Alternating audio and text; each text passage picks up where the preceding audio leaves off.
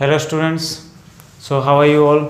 आई hope सब कुछ सही चल रहा है एंड जो अपनी सीरीज चल रही है हिस्ट्री की आपको सब समझ भी आ रहा है। Okay guys, so first thing, अभी जो लास्ट हमने डिस्कशन किया था उसमें हमने किया 16 महाजनपदों के बारे में। ठीक है, इस वीडियो में हम डिस्कस करने वाले हैं राइज ऑफ मगध, मगध का उत्कर्ष, यानी किस तरह से मगध ने तरक्की की या किस तरह से मगध फिर बाद में पूरे भारत पर ही एक उसका कंट्रोल हो गया।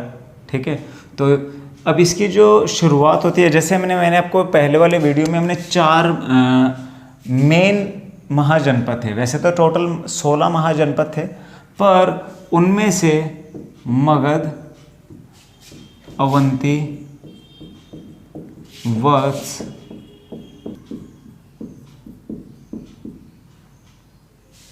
ठीक है, तो मगध, कौशल, वत्स, अवंती, ये 4 जो हमारे पास जनपद थे ये ज़्यादा स्ट्रांग थे, ये ज़्यादा शक्तिशाली थे। तो मेन जो लड़ाई थी वो इन्हीं के बीच में थी। ठीक है, अब इनके बीच में जो वो एक दौर चला उनमें जीत किसको हासिल हुई? मगध को। मगध ने अवंती, वत्स, कौशल की जो सुपरमेसी है, ठीक है, उसको ख़त्म करके मगध की सुपरमेसी क्रिएट हो गई। मगध जो था वो सुप्रीम हो गया, यानी सबसे बड़ा महाजनपद हो गया। ठीक है, और बाकी सभी जो थे वो पीछे की तरफ हट गए। तो मगध का जो विस्तार है वो यहाँ से शुरू होता है। अब मगध का ये स्ट्रॉन्गनेस क्यों हुआ, उसके कारण क्या थे? एक तो कारण ये था कि आपको मैंने बताया था कि जो इसका विस्तार था पटना, गया वाले इलाकों में था। तो इसकी जो राजधानी थी गिरिब्रज, वो एक ऐसे एरिया में थे जिसके चारों तरफ एक पहाड़ी सा इलाका था, जो कि यानी कि प्राकृतिक दृष्टि से ही वो सुरक्षित सा इलाका था, उस पर आक्रमण करना आसान नहीं था। दूसरा, इंडो गंगेटिक प्लेन में ये एरिया था। ठीक है, यानी कि ये एरिया कहाँ था? गंगा के मैदान में। ठीक है, और स्पेशली उस इलाके में जहाँ पे सोन और गंगा नदी आकर मिलती थी, तो पानी की उपलब्धता थी, फर्टिलिटी थी, उपजाऊ मैदान था, जिस वजह से खेती ने बहुत विकास किया। एक रीज़न था यहाँ पर लोहे का मिलना। लोहे की अत्यधिक मात्रा की वजह से वहाँ पर खेती करना आसान था, हथियार बनाना आसान था। दूसरा, उस इलाके में जंगल अधिक थे जिसमें कि हाथियों की बहुत उपलब्धता थी। तो उन्होंने अपने जो लड़ाइयाँ थी सेना में हाथियों का बहुत इस्तेमाल किया उन्होंने। ठीक है, और भी धान रोपाई वगैरह की जो तकनीक है उन्होंने विकास किया। ठीक है, तो उसी की वजह से क्या हुआ कि मगध की जो पावर है वो इंक्रीज़ हो गई, उसकी जो इकोनॉमी थी वो मजबूत थी, जिससे कि उसे बाकी अन्य महाजनपदों पर विजय पाने में आसानी हो गई। अब मगध का जो सबसे प्राचीन जो राजा के बारे में जानकारी मिलती है, ठीक है, वो हम कहते हैं बृहद्रथ, संस्थापक माना जाता है। ठीक है, उसके बाद वंशावली अगर हम शुरू करेंगे तो सबसे पहले हम पढ़ेंगे हर्यक वंश, हर्यक डिनास्टी। ठीक है, जिसका कि पहला किंग कौन था? बिंबिसार।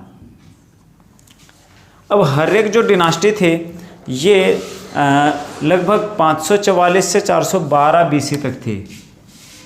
544 बीसी से 412 बीसी तक ये वंश रहा।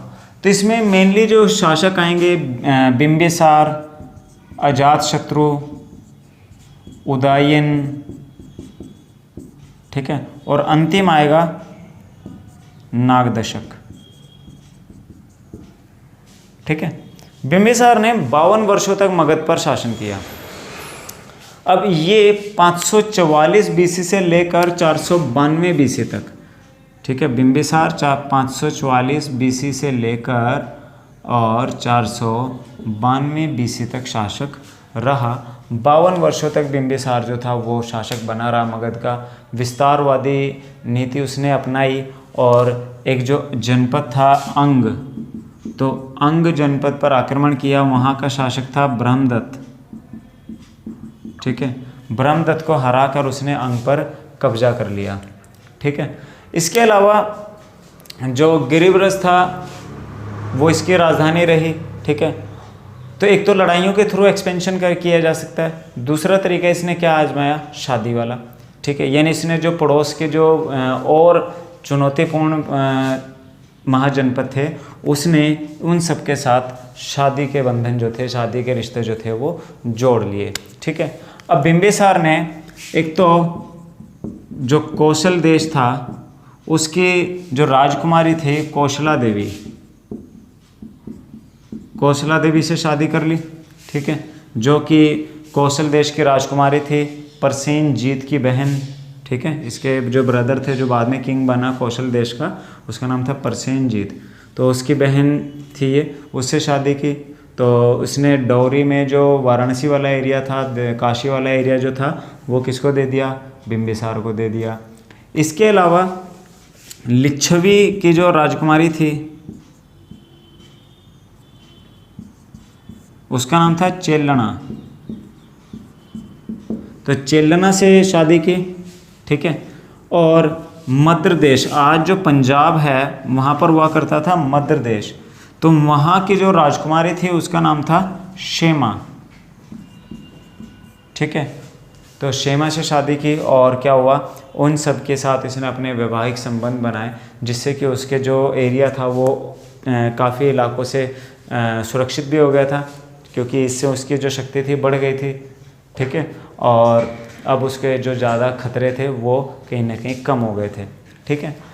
उसने अवंती का जो शासक था चंड प्रद्योत, उस पर भी आक्रमण किया, ठीक है। परंतु बाद में जब उसको पीलिया हो गया, पीली जॉन्डिस की बीमारी हो गई थी प्रद्योत को, तो उस समय अपना राजवैद्य जीवक भी भेजा, ठीक है। इसने महात्मा बुद्ध की सेवा में भी अपने राजवैद्य जीवक को भेजा था, ठीक है। इसके राजवैद्य का क्या नाम था, जीवक, तो इसने जीवक को महात्मा बुद्ध की सेवा के लिए भेजा था। तो ये कुछ इंपॉर्टेंट क्वेश्चन हैं किसके, बिंबिसार के। उसके बाद आता है अजातशत्रु।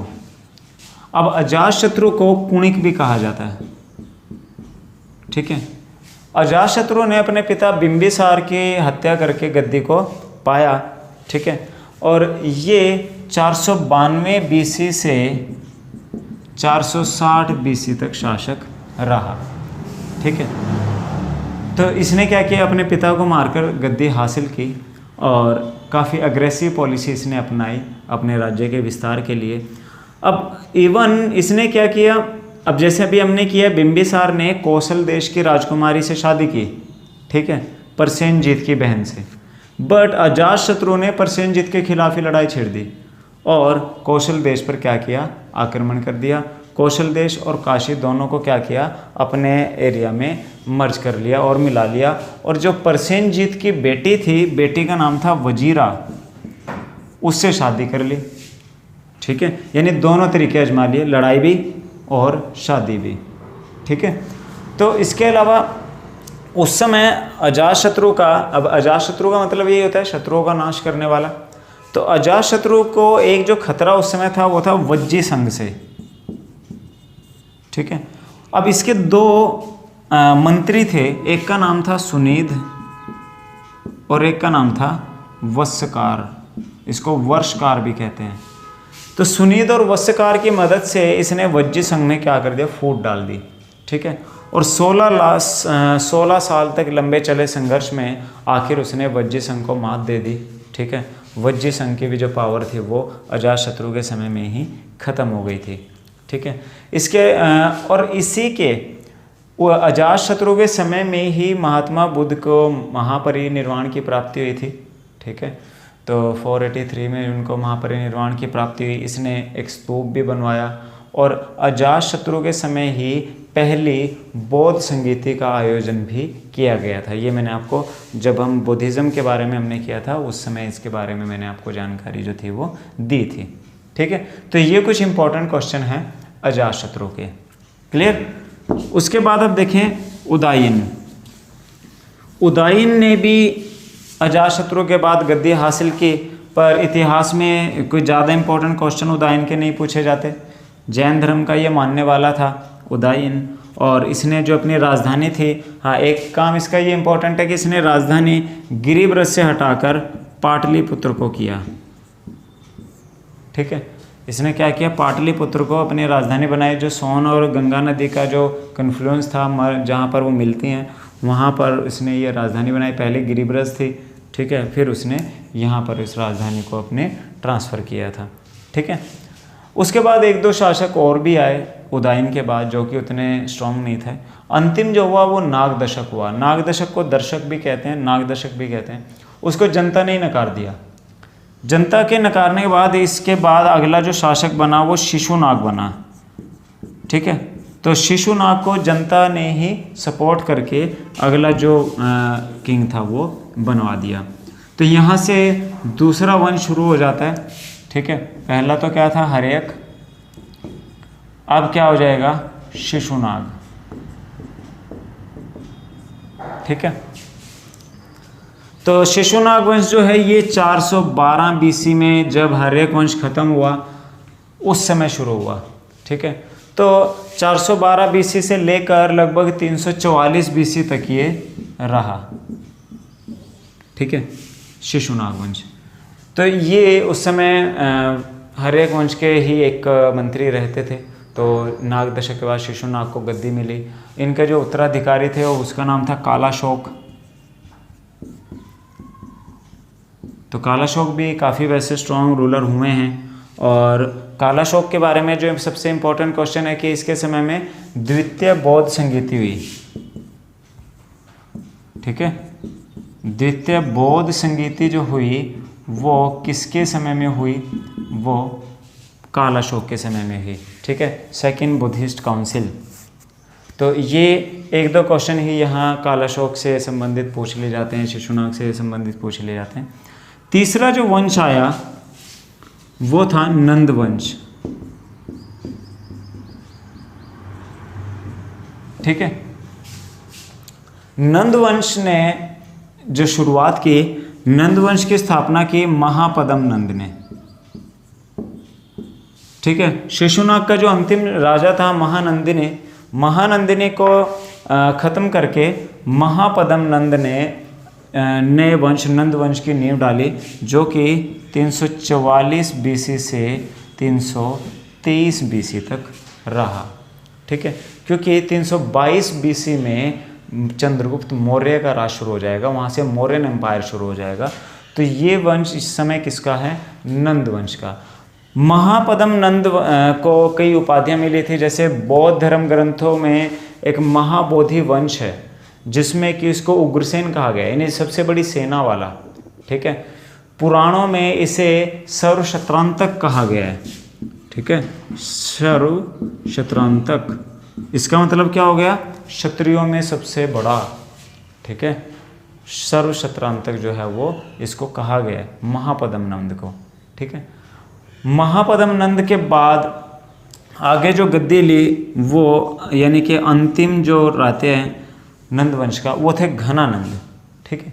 घनानंद के समय में ही यूनानी आक्रमणकारी एलेक्जेंडर यानी कि सिकंदर जो है वो भारत में आए, ठीक है। तो यहाँ पर घनानंद को जो हराने में मदद किया वो किया था चाणक्य ने, ठीक है। तो घनानंद जो था ये नंद वंश का अंतिम शासक था जो कि मगध पर शासन कर रहा था, ठीक है। किसी विवाद की वजह से चाणक्य और घनानंद के बीच में ठन गई। तो चाणक्य ने कसम ली थी कि वो नंद वंश का सर्वनाश करेगा।